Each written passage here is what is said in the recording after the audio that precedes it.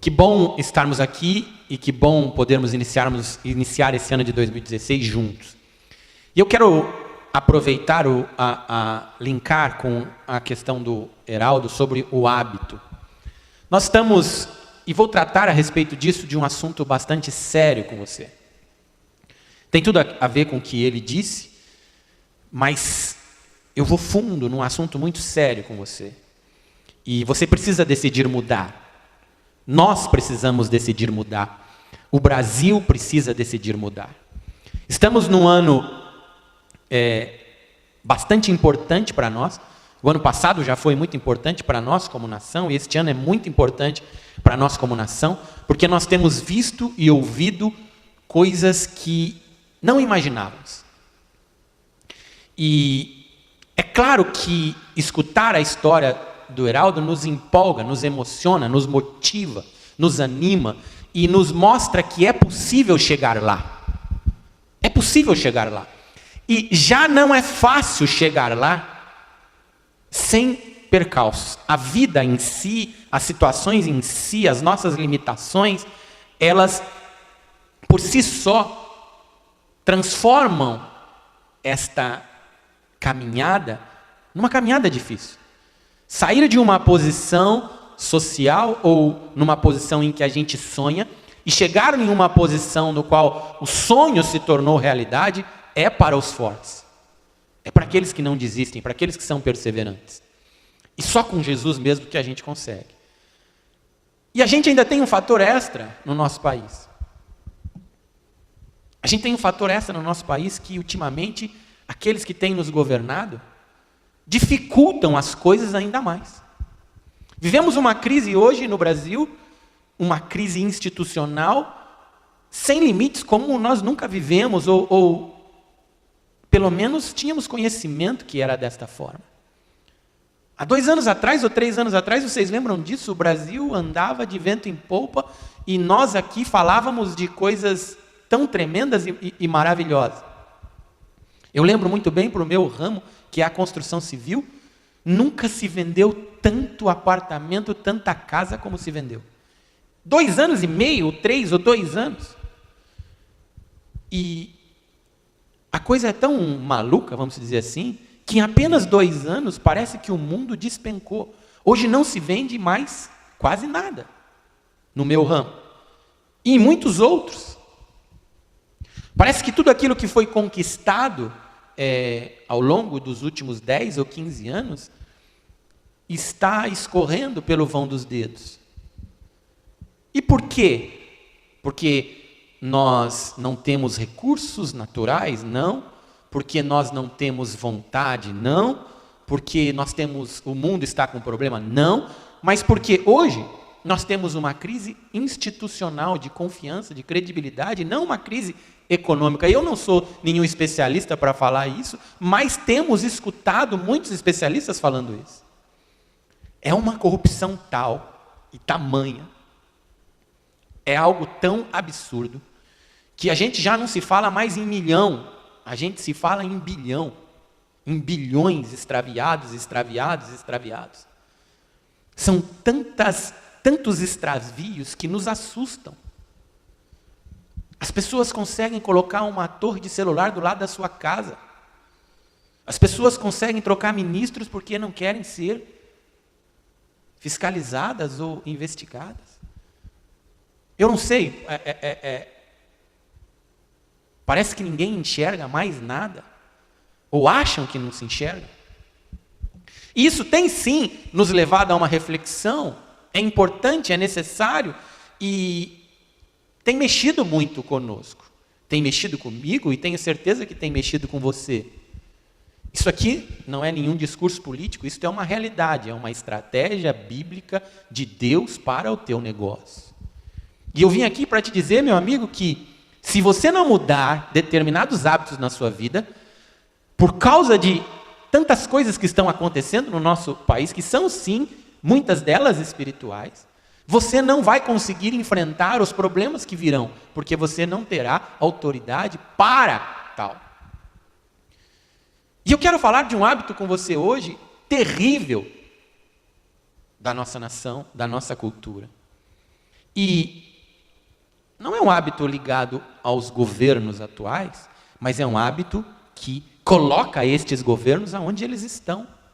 E não sou eu que estou dizendo, não, eu quero me embasar um pouquinho, rapidamente, eu serei breve, neste livro, chama A Cabeça do Brasileiro.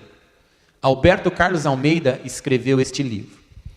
E eu comecei a ler esse livro há alguns dias, e juntando peças com as coisas que Deus tem ministrado, tem falado ao meu coração.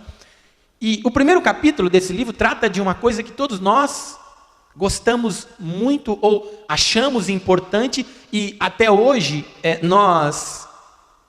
muitos acham que isso é vantagem, que se chama jeitinho brasileiro. Você já ouviu falar no jeitinho brasileiro? Hã? Pergunta para quem está do teu lado aí. Você já ouviu falar no jeitinho brasileiro? E muito que nós escutamos de que o Brasil sempre sai das crises por causa do nosso jeitinho, por causa da nossa ginga. E lá fora, muitas vezes, nós somos tidos como um povo de fácil acesso, ou que se adapta às situações por causa do nosso jeitinho. Mas não é bem assim. Esse cara começou a estudar e ele fez uma pesquisa com cerca de 20 mil pessoas em alguns estados brasileiros, ou em quase todos os estados brasileiros, em várias faixas etárias, em vários graus de escolaridade. E ele foi dissecando o jeitinho brasileiro. E chega um determinado momento que ele pergunta assim, ele está fazendo uma pesquisa e ele quer descobrir entre o que é favor, o que é jeitinho e o que é corrupção. Favor, jeitinho e corrupção. Eu conhecia um político importante cujo escritório ficava ao lado de um estacionamento. Abordado pelo guardador que tentava me impedir de estacionar em determinado lugar, fiz a pergunta: você conhece bem o político fulano? Estacionei onde queria. Ou seja, ele deu um jeitinho. Sempre parece que nós damos um jeitinho em alguma coisa. Pula, por favor. Em geral, a técnica do jeitinho brasileiro estuda em profundidade por Lívia Barbosa, ela está citando um outro livro, em sua tese de doutorado no Museu Nacional, o FRJ, orientada por Damata, exige que se chore miséria. Aquele que pede que seja aberta uma exceção à regra, apresenta os fatos de sua vida que comprovam as dificuldades por que passa. É um hábito nosso.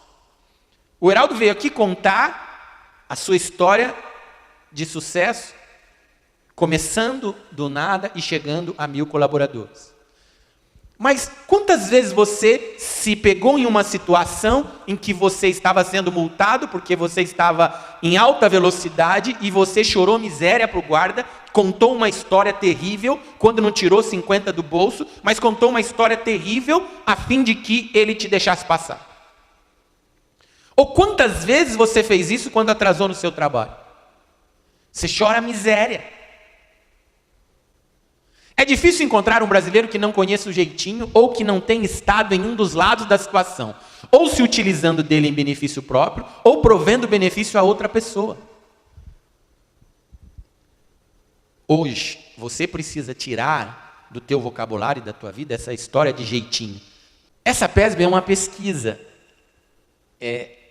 que foi feita, que tirou todos esses dados, e perfil de escolaridade da população brasileira. Por que isso é importante? Está lá.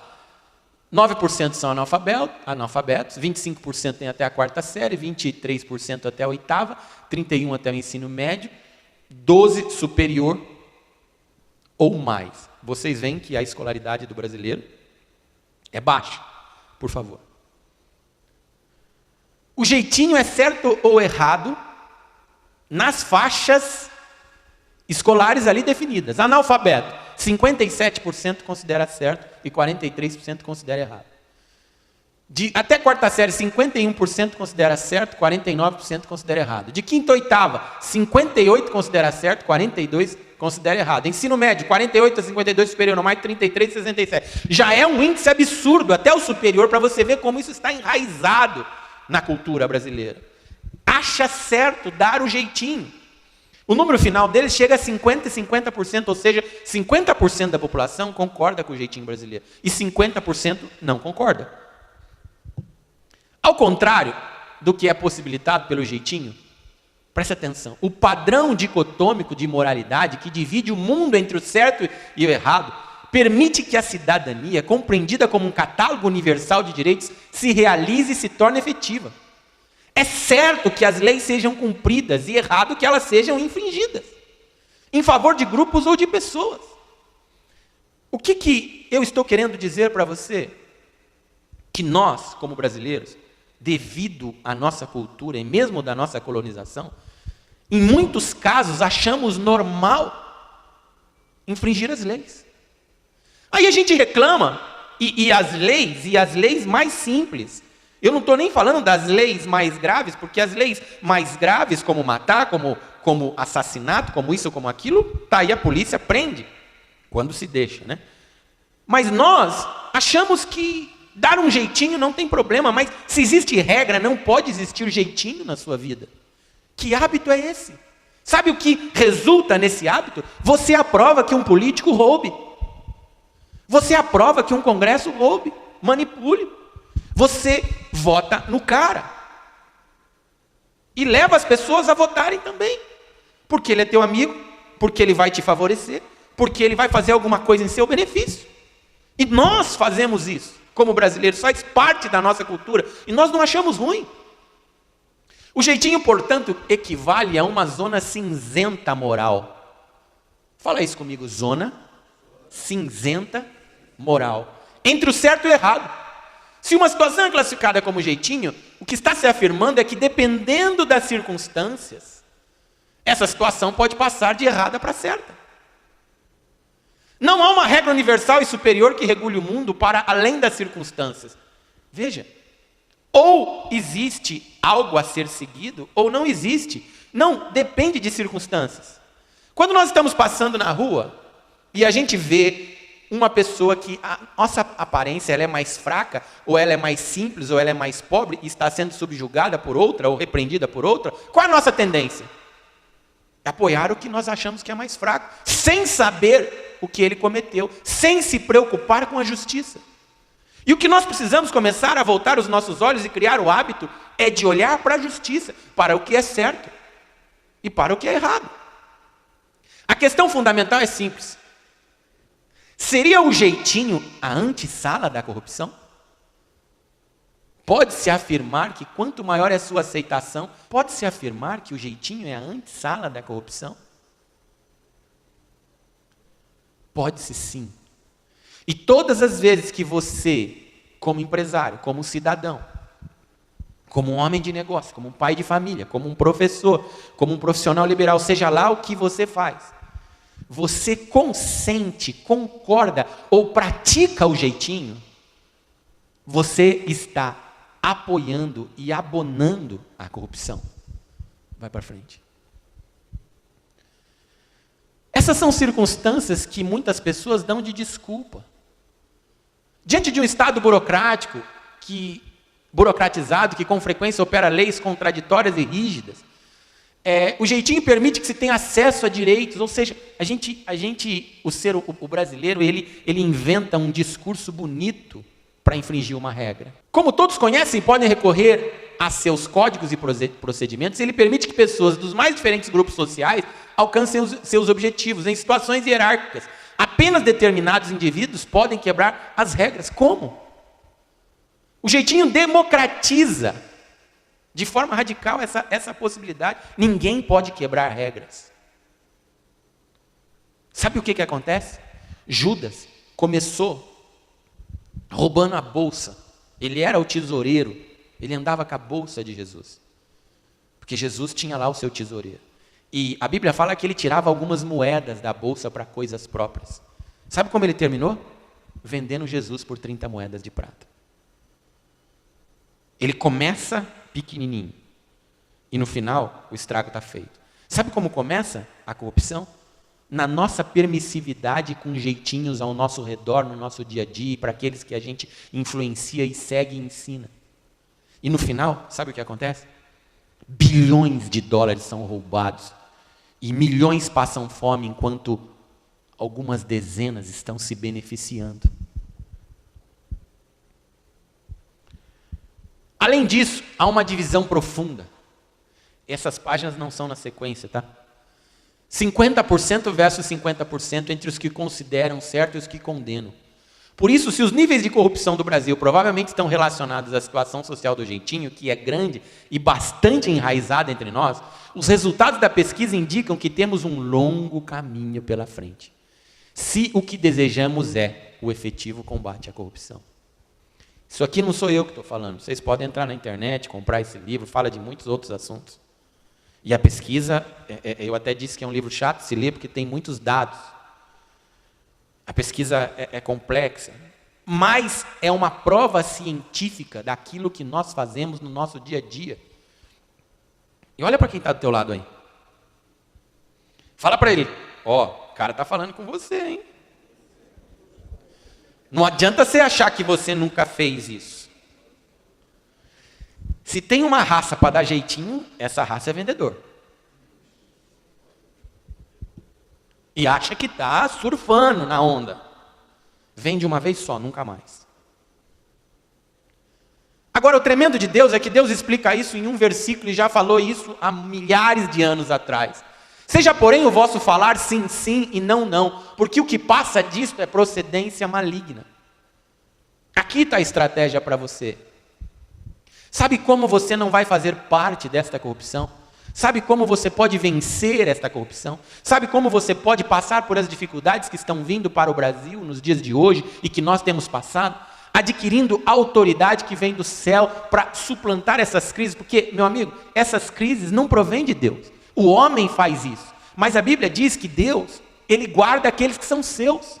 A Bíblia diz que é chegado um tempo, está lá em Malaquias, que Deus vai fazer diferença entre aqueles que creem e aqueles que não creem. Agora, o que adianta você dizer que crê se você dá jeitinho também, até para ajudar Deus?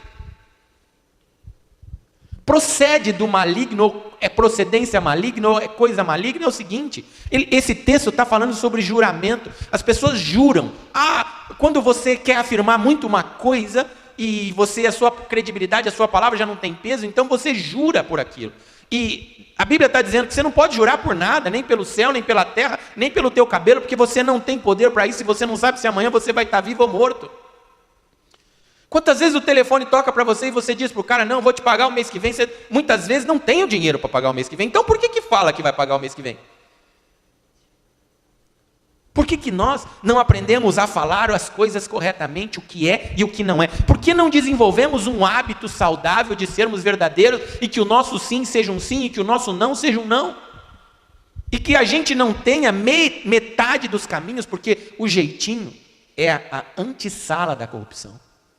E sabe onde nós temos, aonde isso tem nos levado? Você viu a pesquisa? Isso é uma coisa enraizada na cultura brasileira. Eles estão dizendo que levará gerações para que isso acabe. Você vê na pesquisa que quanto mais cultura as pessoas vão tendo, mais eles vão reprovando esta questão. Mas vocês viram que a nossa sociedade, até 80%, 90% chegar ao grau universitário, que vai trocando as gerações, então aqueles que vão tendo um grau cultural maior, vão rejeitando a questão do jeitinho, vão gerações. Mas o que você tem a ver com isso? Você tem a ver com isso, meu amigo, que você tem que sair daqui hoje decidido de uma vez por todas na sua vida que você não será mais adepto de coisas que não sejam claras, que o jeitinho não vai passar, não vai ter lugar na tua vida independente da circunstância, e que você vai dizer sim e que você vai dizer não, quando for necessário. Por quê? Porque assim você terá autoridade para suplantar, para suportar, para vencer este espírito maligno e esta circunstância que envolve o Brasil que nós estamos vivendo. É triste demais entender que nós temos uma crise institucional, que os índices estão caindo, que os graus de investimento estão indo embora, não porque nós não temos dinheiro, não temos produção, mas porque as pessoas, o mundo não acredita que nós faremos aquilo que é necessário ser feito. É triste. Mas nós podemos mudar o mundo? Sim, podemos. Você pode sonhar com 2021, você pode sonhar com 2025, você pode fazer a sua parte. Porque Deus é justo, e se você fizer a tua parte, você vai mudar aqueles que estão ao teu redor, e você vai se beneficiar daquilo que você está plantando. Foi o que o Heraldo começou dizendo, que é um plantio. E eu vim aqui para te dizer hoje, que o seu sim seja não, sim a partir de agora, e que o seu não seja não, conforme a Bíblia ensina. O que passar disso, vem do mal. É procedência maligna.